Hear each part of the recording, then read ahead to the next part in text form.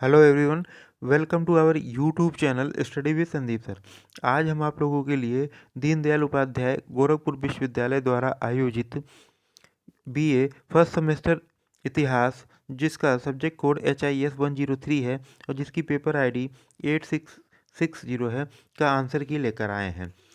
आइए, तो आज के जो प्रश्न पत्र में आपसे प्रश्न पूछे गए थे उनको जो है हम एक एक करके देखते हैं और उसके सही उत्तर को जानते हैं।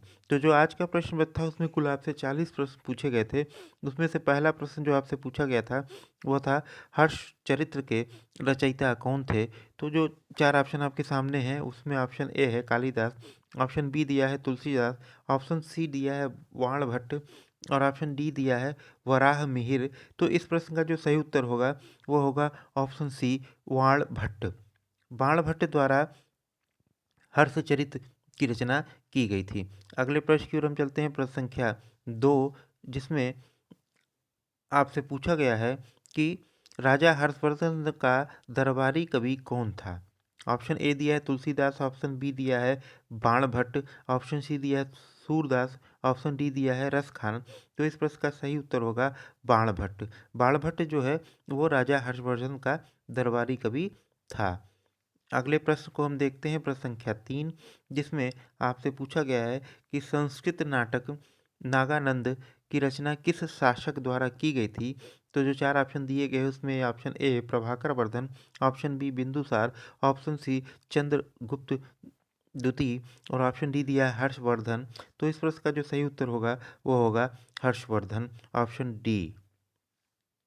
अगले प्रश्न की ओर हम चलते हैं। प्रश्न संख्या 4, जिसमें आपसे पूछा गया है कि हर्षवर्धन की वल्लभी विजय निम्नलिखित शिलालेखों में से किसमें पाया जाता है। तो इस प्रश्न में जो चार ऑप्शन आपके सामने हैं उसमें ऑप्शन ए है कि एहोल शिलालेख स्तंभ में, ऑप्शन बी जूनागढ़ शिलालेख में, ऑप्शन सी नवसारी ताम्र पत्र शिलालेख और ऑप्शन डी है दामोदरपुर ताम्र शिलालेख। तो इस प्रश्न का जो सही उत्तर होगा वो होगा ऑप्शन सी नवसारी ताम्रपत्र शिलालेख। अगले प्रश्न को हम देखते हैं। प्रश्न संख्या 5, जिसमें आपसे पूछा गया है कि राजा हर्षवर्धन ने किस शासक को पराजित करके कन्नौज को अपनी राजधानी बनाया था। तो जो चार ऑप्शन दिए गए हैं उसमें से जो आपका सही उत्तर होगा वो होगा ऑप्शन सी राजा शशांक को पराजित करके हर्षवर्धन ने कन्नौज को अपनी राजधानी बनाया था। अगले प्रश्न की ओर हम चलते हैं। प्रश्न संख्या 6, जिसमें आपसे पूछा गया है कि चालुक्य शासक पुलकेशिन की हर्ष पर विजय का वर्ष है। तो ऑप्शन जो आपके सामने है वो है ऑप्शन ए ईस्वी 618, ऑप्शन बी है ईस्वी 612, ऑप्शन सी है ईस्वी 622, ऑप्शन डी है ईस्वी 634। तो इस प्रश्न का जो सही उत्तर होगा वो होगा ईस्वी 618 में पुलकेशिन ने जो है उस पे हर्ष को जो पराजित किया था या उसकी विजय अर्जित की थी उसका वर्ष 618 ईस्वी था। प्रश्न संख्या 7 को हम देखते हैं। इसमें आपसे पूछा गया है कि चालुक्य शासक पुलिकेशिन द्वितीय ने किस नदी के तट पर हर्षवर्धन को परास्त किया था। तो जो चार ऑप्शन दिए हैं उसमें से option A Mahanadi, option B Tapti, option C Narmada, option D Godavari. तो इस प्रश्न का जो सही उत्तर होगा वो होगा ऑप्शन सी नर्मदा। पुलकेशिन द्वितीय ने हर्षवर्धन को नर्मदा नदी के तट पर पराजित किया था। अगले प्रश्न की ओर हम चलते हैं। प्रश्न संख्या 8, इसमें आपसे पूछा गया है कि CU की नामक यात्रा विवरण निम्नलिखित में से किससे जुड़ा हुआ है। तो ऑप्शन ए दिया है Alberuni, option B Fahien, option C Megasthenes, option D Hiuen Tsang. तो इस प्रश्न का जो सही उत्तर होगा वो होगा ऑप्शन डी वेनसांग। प्रश्न संख्या 8 का ऑप्शन डी आपका सही उत्तर होगा। अगले प्रश्न को हम देखते हैं। प्रश्न संख्या 9, इसमें आपसे पूछा गया है कि गजनी राजवंश का संस्थापक था।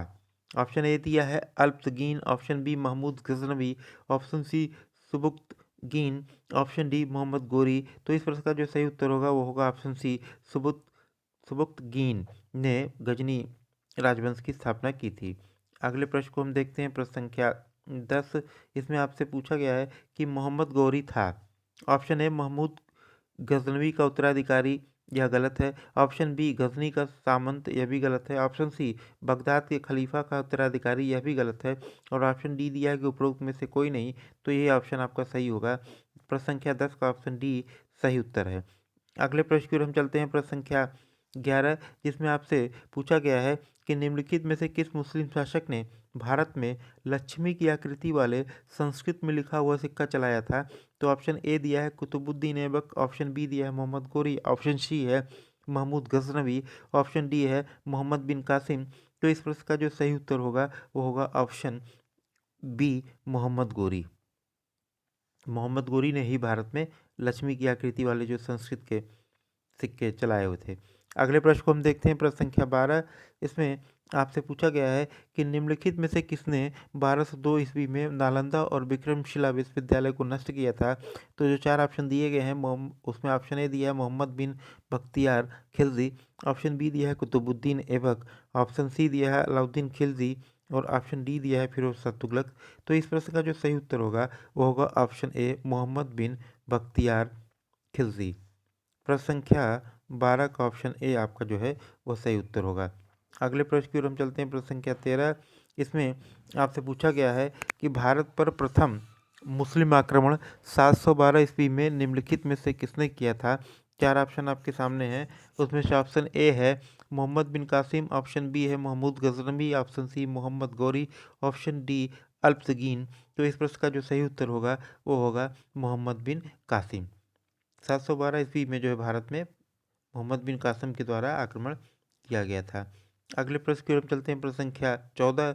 इसमें आपसे पूछा गया है कि भारत में सर्वप्रथम जजिया कर किसने वसूला था? तो जो चार ऑप्शन आपके सामने हैं उसमें option A Mohammed Ghori, option B Mahmud Ghaznavi, option C Subuddin, option D है मोहम्मद बिन कासिम। तो इस प्रश्न का जो सही उत्तर होगा वो होगा ऑप्शन डी मोहम्मद बिन कासिम। अगले प्रश्न की ओर हम चलते हैं, प्रश्न संख्या 15। जिसमें आपसे पूछा गया है कि निम्नलिखित में से महमूद गजनवी के दरबार में कौन विद्वान थे? तो ऑप्शन दे दिया है अलबरूनी, ऑप्शन बी है फिरदौसी, ऑप्शन सी है उद्वी, ऑप्शन डी है उपरोक्त सभी। तो इस प्रश्न का जो सही उत्तर होगा वो होगा ऑप्शन ए अलबरूनी। अगले प्रश्न की ओर हम चलते हैं, प्रश्न संख्या 16। इसमें आपसे पूछा गया है कि किताबुल हिंद निम्नलिखित में से किसकी रचना है? Option A Firdausi, option B Singh, option C Alberuni, option D Hemchand. तो इस प्रश्न का जो सही उत्तर होगा वो होगा अलबरूनी। किताब उल हिंद जो है अलबरूनी की रचना है।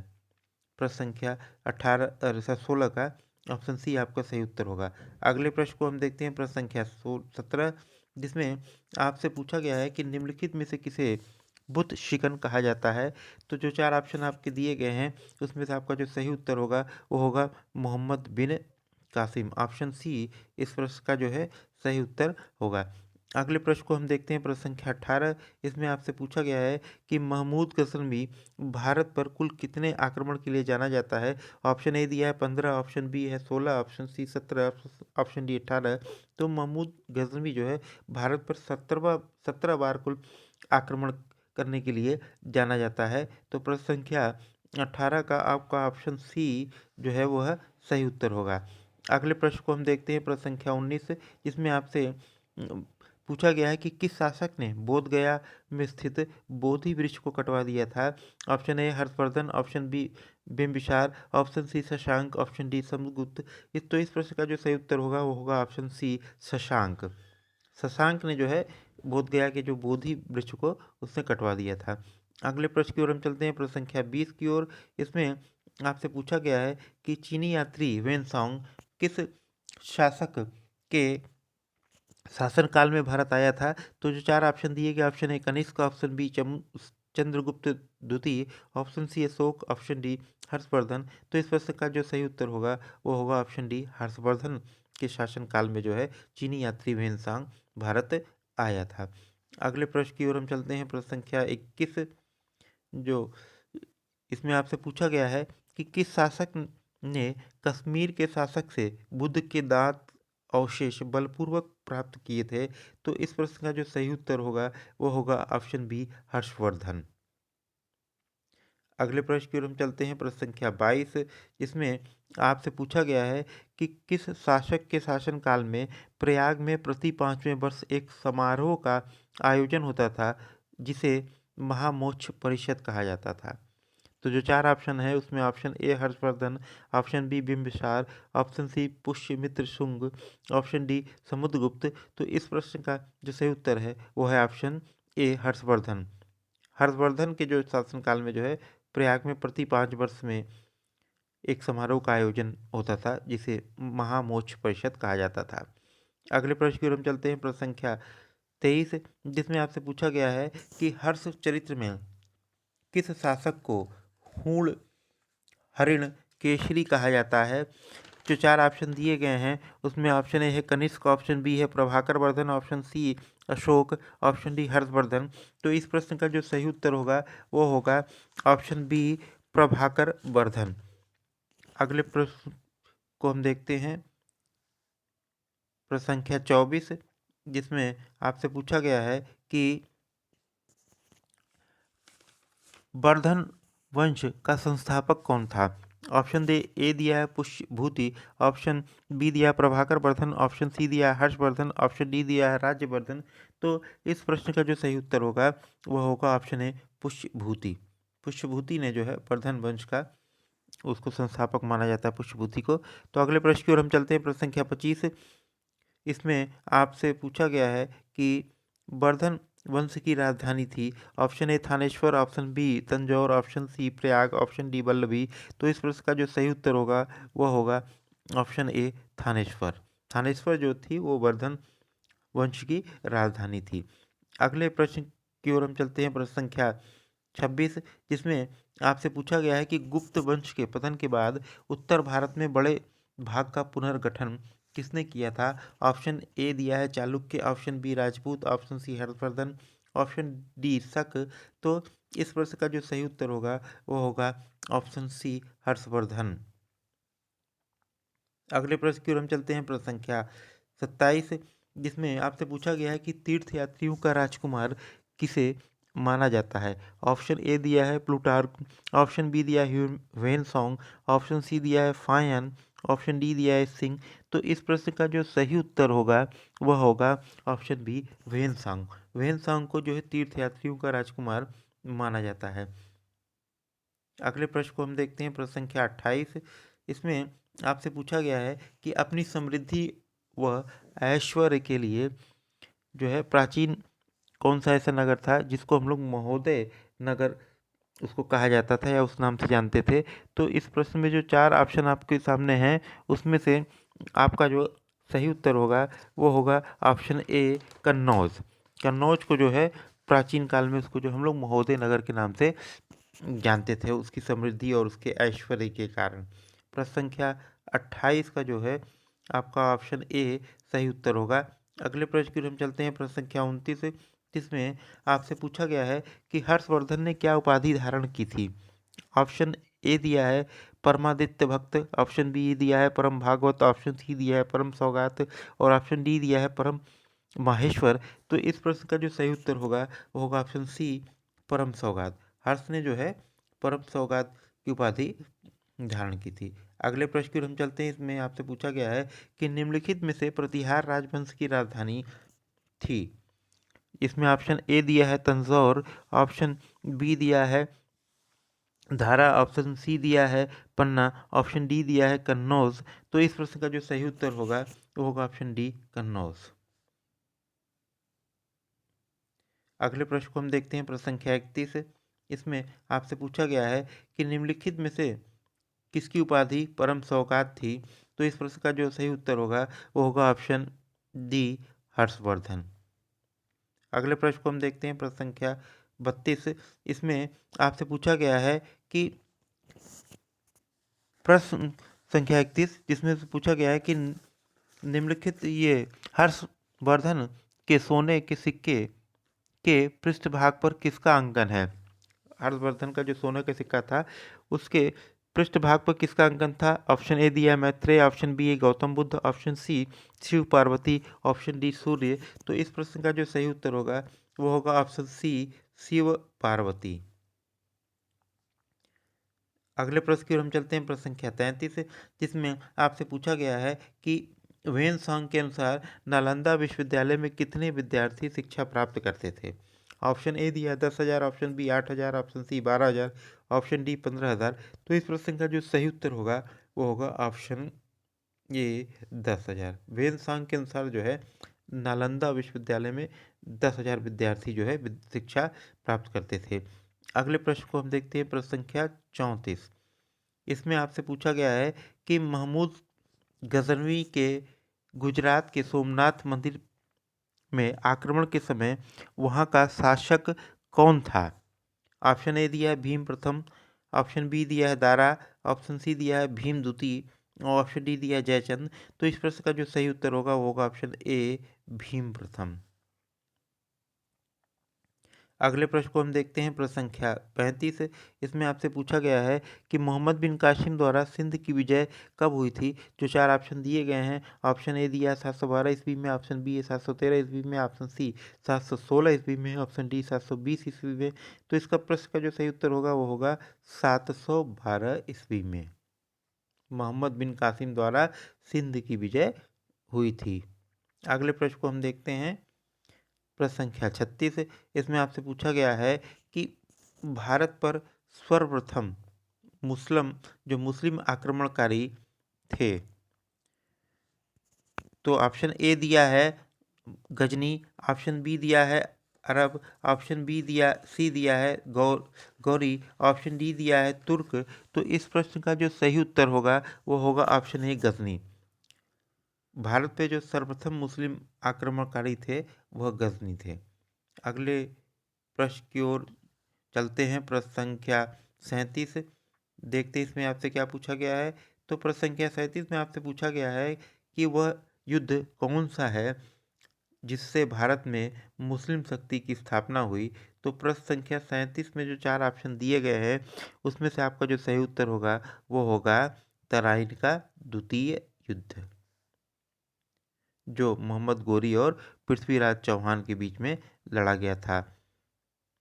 अगले प्रश्न को हम देखते हैं, प्रश्न संख्या 38। इसमें आपसे पूछा गया है कि मोहम्मद गोरी को सर्वप्रथम किसने पराजित किया था। Option A Jaichand, option B Bhim द्वितीय, option C Prithviraj Chauhan, option D Prithviraj द्वितीय ने। तो इस प्रश्न का जो सही उत्तर होगा वो होगा ऑप्शन बी भीम द्वितीय। अगले प्रश्न को हम देखते हैं, प्रश्न संख्या 39। जिसमें आपसे पूछा गया है कि हर्षवर्धन शासक बना था।